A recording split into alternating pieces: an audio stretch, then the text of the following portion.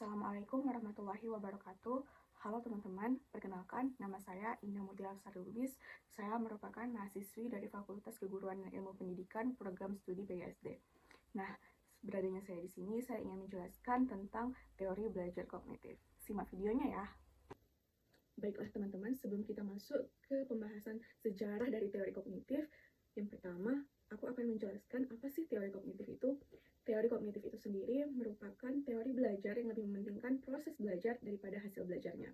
Nah, gimana sih sejarahnya? Simak videonya. Baiklah teman-teman, masuklah kita ke sejarah terbentuknya teori kognitif.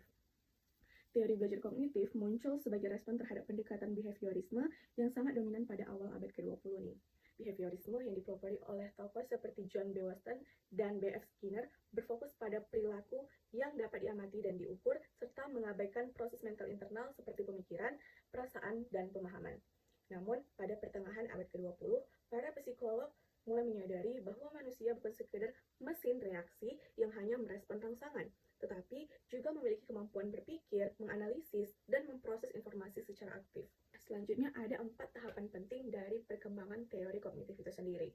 Yang pertama yaitu pengaruh filsafat dan psikologi pada awal tahun 1800-an hingga awal 1900-an. Immanuel Kant pada tahun 1724 hingga 1804 yang menekankan bahwa pengetahuan tidak hanya diperoleh melalui pengalaman, tetapi juga melalui struktur kognitif bawaan manusia. Selanjutnya ada dari Wilhelm Wundt pada tahun 1832 hingga 1920. Ia merupakan pendiri psikologi eksperimental yang pertama kali mencoba mengukur proses mental melalui introspeksi. Nah, yang kedua ada revolusi kognitif, yaitu pada tahun 1940-an hingga 1960-an. Teori kognitif mulai berkembang pesat pada tahun 1950-an yang sering disebut juga sebagai revolusi kognitif, yang melibatkan perpindahan fokus dari perilaku eksternal ke proses mental internal. Dari Jean Piaget pada tahun 1896 hingga 1980, ia mengembangkan teori perkembangan kognitif yang menjelaskan bagaimana anak-anak berpikir dan memahami dunia melalui berbagai tahap. Ia percaya bahwa pengetahuan dibangun secara bertahap melalui interaksi dengan lingkungan. Selanjutnya dari Lev Vygotsky pada tahun 1896 hingga 1934 yang memperkenalkan pentingnya konteks sosial dan budaya dalam perkembangan kognitif, termasuk konsep Zone of Proximal Development atau ZPD. Nah, yang ketiga ada peran teknologi dan pemrosesan informasi pada tahun 1960-an hingga tahun 1980-an. Munculnya komputer menginspirasi psikolog untuk melihat otak manusia sebagai profesor informasi yang kompleks. George Miller menemukan batas kapasitas memori kerja manusia seperti teori magic number tentang jumlah informasi yang bisa diingat sekaligus.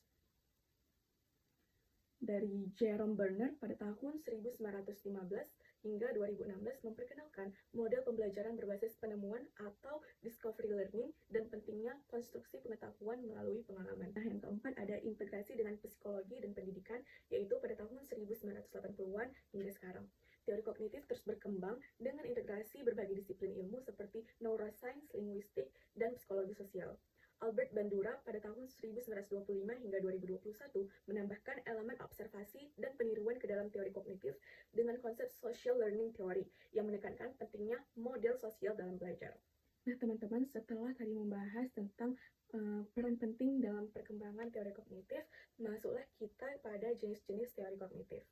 Terdapat beberapa teori kognitif. Yang pertama, teori perkembangan kognitif dari Piaget, yaitu berfokus pada tahap perkembangan dan pemikiran anak. Yang lalu ada perkembangan pemrosesan informasi, yaitu menggambarkan bagaimana informasi diterima, diproses, dan diingat seperti kerja komputer. Selanjutnya ada teori pembelajaran sosial dari Bandura, yaitu menekankan pentingnya pengamatan, imitasi, dan modeling dalam belajar. Selanjutnya ada teori sosiokultural dari Vygotsky, yaitu menggarisbawahi peran konteks sosial dan budaya dalam perkembangan kognitif. Nah, dan yang terakhir ada teori konstruktivisme dari Bernard, yaitu berfokus pada konstruksi aktif pengetahuan melalui pengalaman langsung. Setelah membahas jenis-jenis dari teori belajar kognitif, masuklah kita ke pembahasan yang selanjutnya, yaitu contoh penerapan teori kognitif pada kehidupan sehari-hari. Yang pertama ada teori perkembangan kognitif dari Piaget, yaitu dengan aktivitas bermain dengan balok atau puzzle. Ketika anak menyusun balok untuk membangun menara, mereka belajar tentang keseimbangan bentuk dan ukuran. Mereka juga mulai memahami hubungan sebab akibat seperti ketika menara roboh karena tidak seimbang. Nah, yang kedua ada teori sosiokultural, yaitu dari Vygotsky. Contoh aktivitasnya adalah belajar menghitung uang saat berbelanja di kantin. Nah, siswa bisa belajar menghitung uang kembalian dengan bantuan teman atau guru. Ini sesuai dengan konsep Zone of Proximal Development atau ZPD, yang dimana anak belajar lebih cepat dengan bimbingan orang dewasa atau teman yang lebih berpengalaman. Nah, yang ketiga ada teori pembelajaran sosial dari Bandura, yaitu dengan aktivitas meniru cara membersihkan meja atau menyapu kelas. Nah, contohnya ketika melihat teman atau guru membersihkan meja dengan benar, siswa mungkin menirunya, belajar melalui pengamatan dan peniruan atau observational learning. Nah, yang keempat ada teori konstruktivisme dari Berner. Contoh aktivitasnya adalah bereksperimen sains sederhana seperti mencampur warna. Nah, anak mencoba mencampurkan warna merah dan kuning untuk melihat hasilnya menjadi oranye. Ini mendorong penemuan sendiri dan memperkuat pemahaman konsep warna. Nah, selanjutnya, apa sih pengaruh teori kognitif dalam pendidikan? Teori ini sangat berpengaruh dalam dunia pendidikan karena mendorong pendekatan pembelajaran yang lebih berpusat kepada siswa seperti problem-based learning, project-based learning, dan penggunaan teknologi untuk memfasilitasi pembelajaran aktif dan mandiri.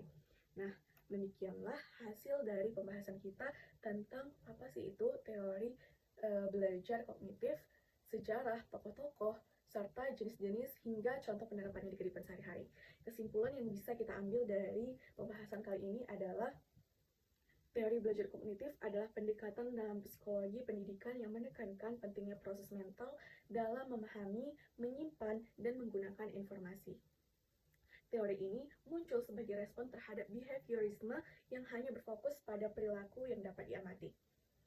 Para pionir seperti Jean Piaget, Lev Vygotsky, Jerome Bernard, dan Albert Bandura merupakan berbagai model yang menyoroti peran berpikir, pemahaman, dan interaksi sosial dalam pembelajaran. Piaget memperkenalkan tahap perkembangan kognitif, Vygotsky menekankan pentingnya konteks sosial dan budaya, Bernard memfokuskan pada pembelajaran berbasis penemuan, dan Bandura menambahkan pengaruh observasi dan peniruan. Nah, secara keseluruhan, teori kognitif mendorong pendekatan belajar yang lebih berpusat pada siswa, dengan menekankan pentingnya pengalaman, eksplorasi, dan bimbingan dalam proses belajar.